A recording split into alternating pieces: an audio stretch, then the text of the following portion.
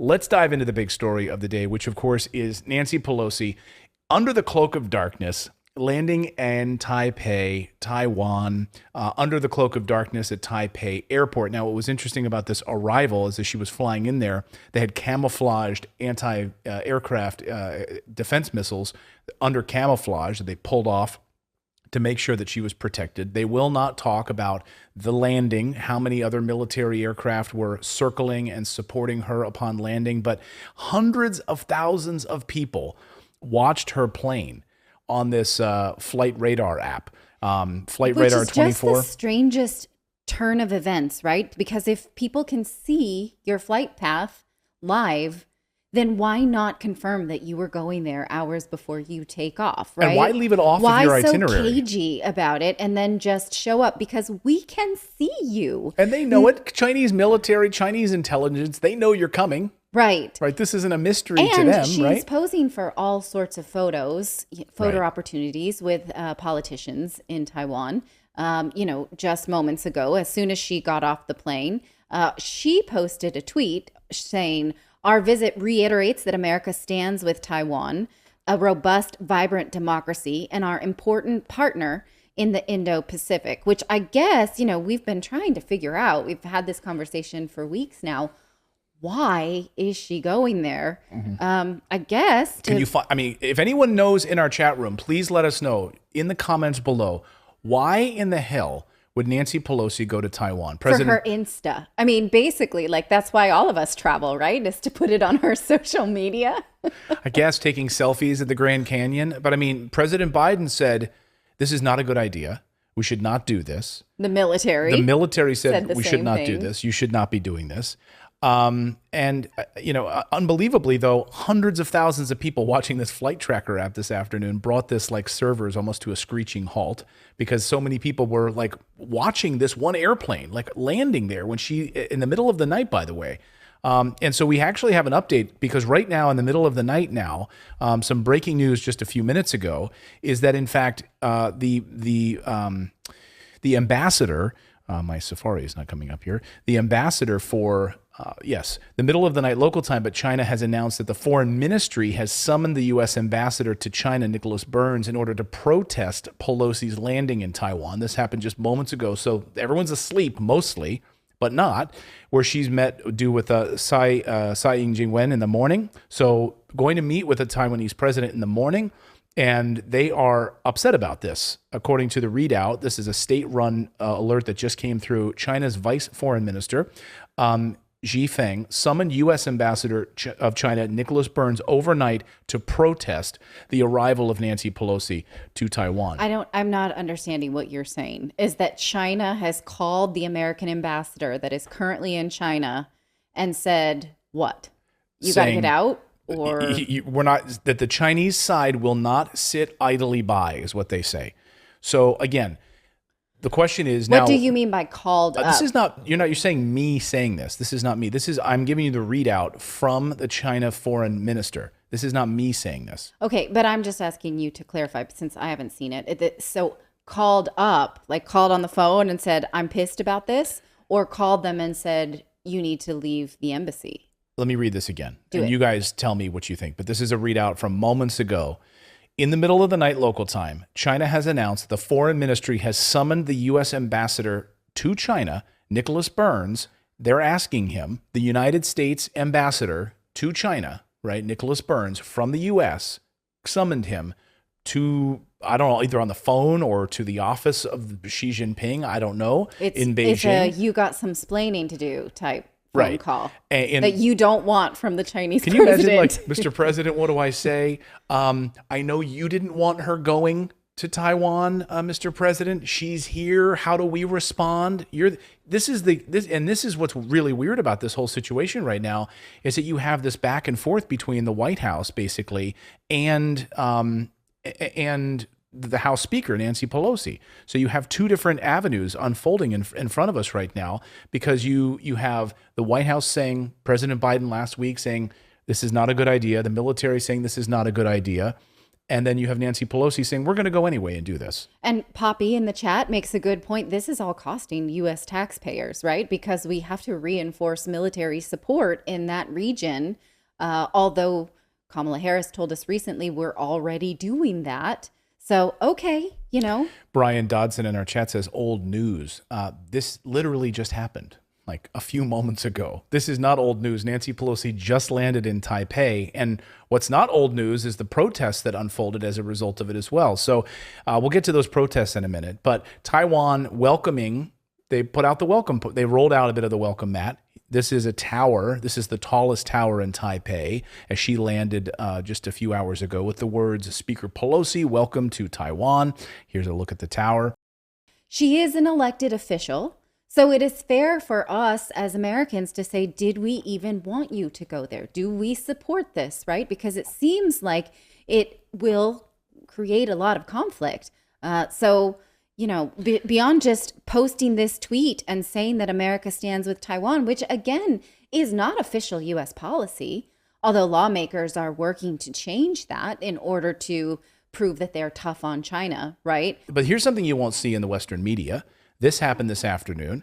Protests erupting in Taiwan saying, get out, Nancy Pelosi. F you, Nancy Pelosi. Get out of here. We're not your puppet. Take a look at some of these protests that have been unfolding. People in Taiwan protesting the dangerous provocation by Nancy Pelosi. You can see this, condemning local politicians as U.S. puppets and traitors. And you can see these people holding up the signs saying, we don't need America to treat us as a pawn. F off, Nancy Pelosi. Pretty amazing to see this. I mean, because they understand that their safety is in jeopardy, right? So it's easy to say, well, we stand with sovereign nations. We think all nations that want to be independent should. And so we think that's a good thing. So we're going to show up for our friend, right? Right. That's a nice gesture. But if there is a world global power threatening violence as a result, you have an Air Force plane. You can fly away. How many people cannot? And what I want to get back to, though, is the White House being out of sync on like our audio was at the beginning of the show. But apparently it's all sorted now. So bravo to our great team here that fixed the audio out of sync issues. But I want to talk about the White House being out of sync with Nancy Pelosi and the House of Representatives. So John Kirby, National Security's John Kirby, former Rear Admiral John Kirby, is on a different page. I mean, here's John Kirby talking about how we don't believe that we don't support Taiwan independence. And yet we're literally, Nancy Pelosi is going there basically talking about we support democracy. We support Taiwan's democracy. And here is John Kirby of the White House saying we do not support Taiwan's democracy. Listen. We've repeatedly said that we oppose any unilateral changes to the status quo from either side. We have said that we do not support Taiwan independence. And we have said that we expect cross-strait differences to be resolved by peaceful means.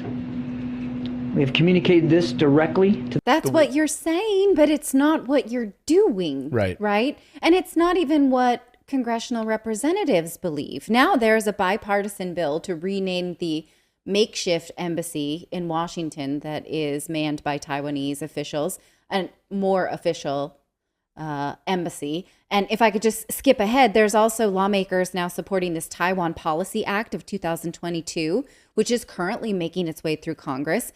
It would provide a $4.5 billion aid to Taiwan. Why do they need that exactly? Because we think they might have war brought to their doorstep, as well as declare Taiwan a major non-NATO ally and threaten China with major sanctions if they make any nefarious moves against Taiwan. So wait, sanctions? We're going to, because that's working out so well for us. We're going to go that route again? We played the Ro Khanna soundbite from last week. We played it last night on the show where Congressman Ro Khanna from California says, and I want to touch that with what Newt Gingrich just said last night as well, former Speaker of the House, by the way, who was the last Speaker of the House to travel to Taiwan 25 years ago, back in the mid-90s. So Ro Khanna, which we featured on the show, said, China needs us. They would absolutely collapse without the United States. They would be crazy to attack. We should call their bluff, he said, which is laughable, right? China, think about how massive China is, the partnerships that it has with India and Russia and Brazil and other. I mean, look at the BRICS nations, right? Think about the Belt and Road Initiative, which they unfurled across Asia and into Europe, right? Railway infrastructure that the United States sat back on, crossed its arms, is like, this is interesting. You're building railroads, you're building new shipping lanes, you're doing all of these things. And that even Europe now relies on. I bring up DHL, right? DHL is a shipping company, just like FedEx, UPS, based in Germany, using Chinese infrastructure now because it's so good.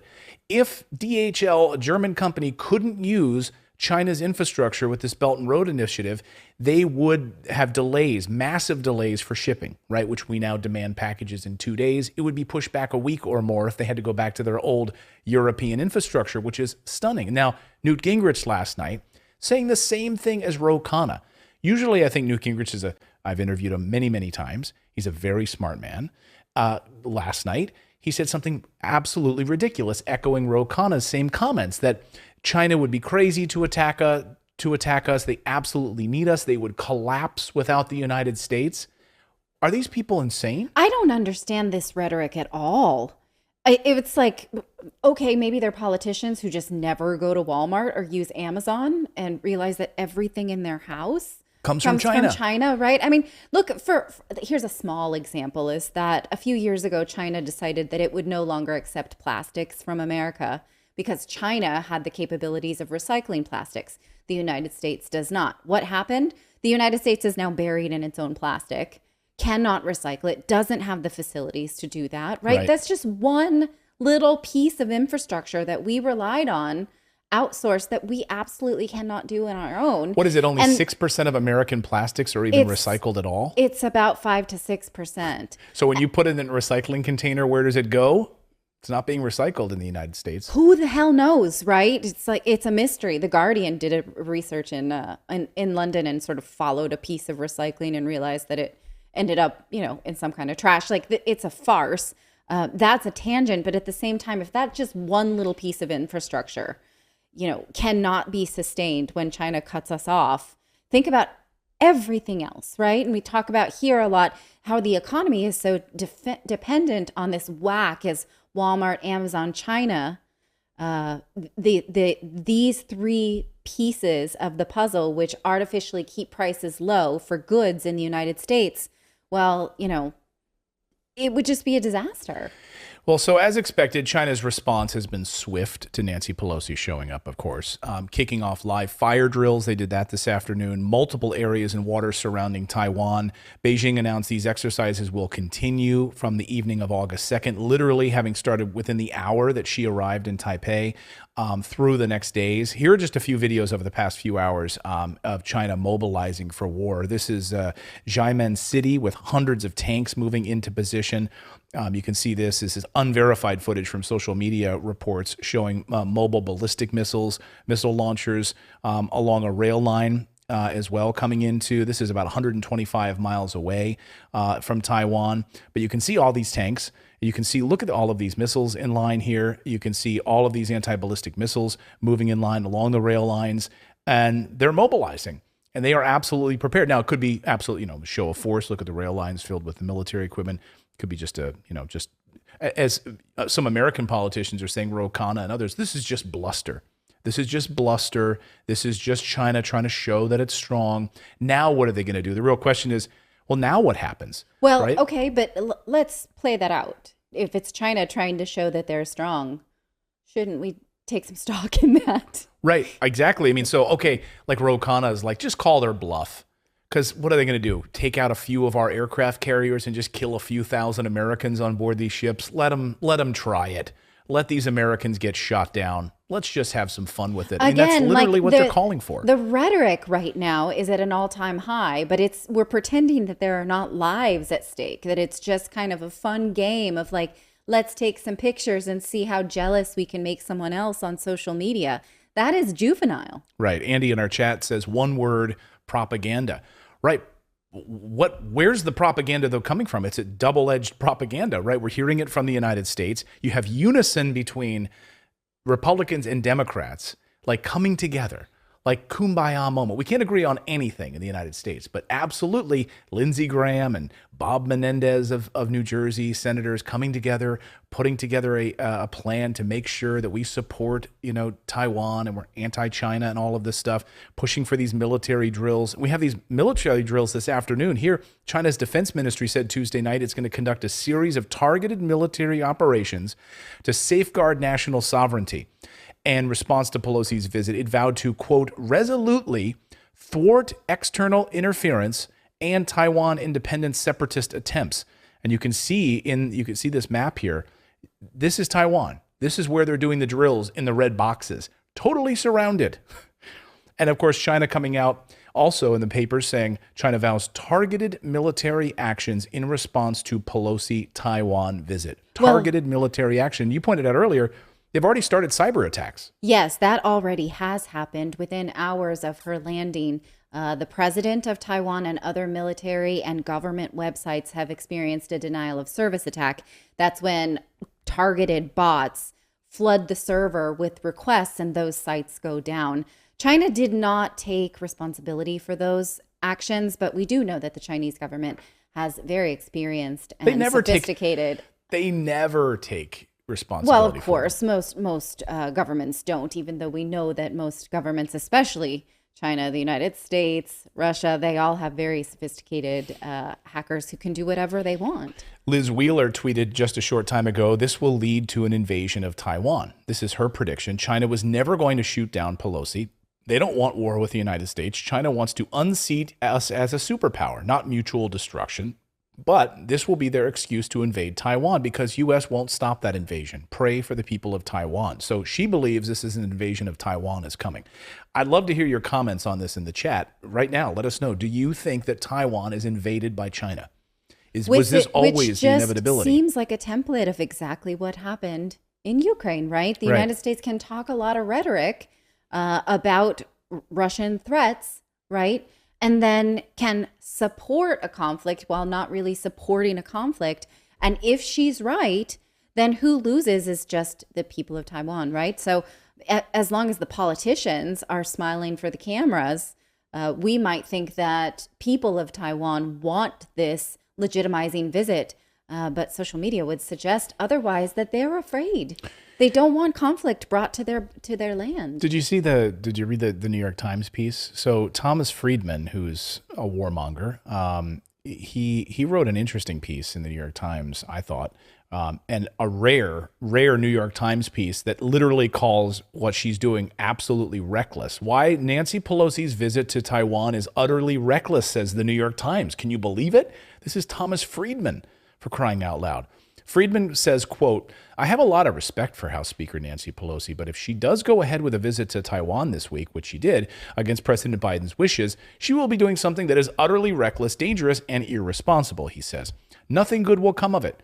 Taiwan will not be more secure or more prosperous as a result of this purely symbolic visit, and a lot of bad things could happen. These include a Chinese military response that could result in the U.S. being plunged into indirect conflicts with a nuclear-armed Russia and a nuclear-armed China at the same time. And if you think our European allies who are facing an existential war with Russia over Ukraine will join us if there is U.S. conflict with China over Taiwan triggered by this unnecessary visit, you are badly misreading the world.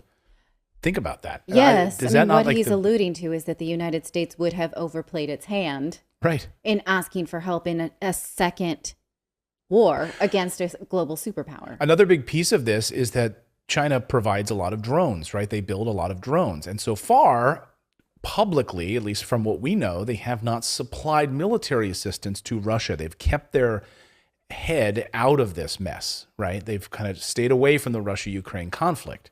Now, if we poke the bear and China decides they want to support Russia in a bigger way by providing these drones, which could prove this is where we talk about World War III on this show, not because it's like some sort of a fantasy 1980s movie, like Red Dawn or something, but because it's actually happening in front of us right now.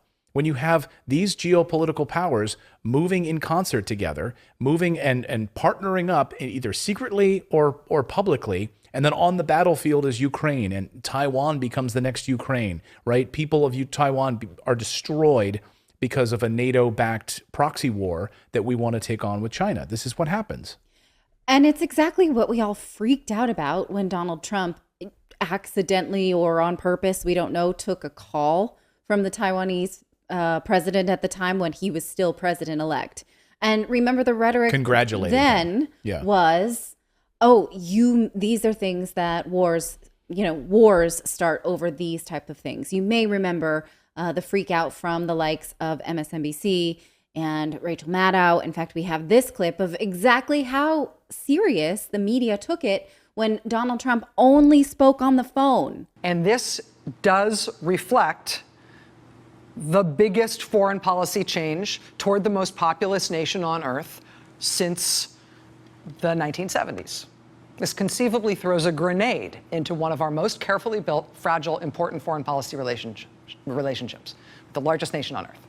This is terrible. How could he have done such a thing? This means to war. Accept a phone this call? is not, these are foreign policy mishaps that now it sort of disrupts the equilibrium that we have going right now with China. Well, okay, we don't care about that anymore, I suppose. I guess. So in addition to the New York Times slamming this trip as utterly reckless, CNN also slamming this as a mistake. I'm surprised to see these liberal rags saying this, but Pelosi's Taiwan visit risks creating greater instability between the U.S. and China. Look at that headline. There it is. This is, and both in the analysis point to this very thing that's going to lead to greater destabilization. We already saw that in the economic markets. I mean, you talk about cratering a currency, which is what we did by the announcement. Literally, markets plummeted as a result of this.